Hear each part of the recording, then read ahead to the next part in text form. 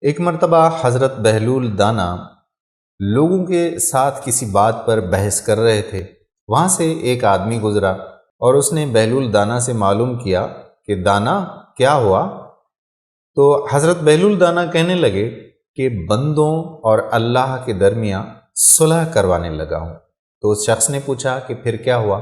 کہا کہ اللہ تعالیٰ ماننے کو تیار ہے، لیکن اللہ کے بندے ماننے کے لیے تیار بالکل بھی نہیں ہیں۔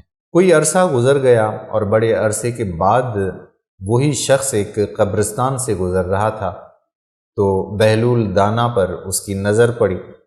حضرت بہلول دانا سے پوچھا کہ بہلول، یہاں قبرستان میں کیا کر رہے ہو؟ تو حضرت بہلول دانا نے فرمایا کہ اللہ اور لوگوں کے درمیان صلح کروا رہا ہوں۔ تو اس شخص نے پوچھا کہ پھر کیا بنا؟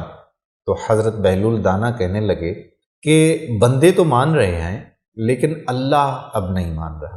دوستو، یہ جو دنیا ہے، اس دنیا میں ہم مگن رہتے ہیں۔ ہم اپنی زندگی میں جتنی بھی برائیاں کر رہے ہوتے ہیں، ہمیں کوئی روکنے والا، کوئی ٹوکنے والا نہیں ہوتا، لیکن ہم یہ بھول جاتے ہیں کہ اللہ کے پاس تو ایک دن انصاف ہونے والا ہے۔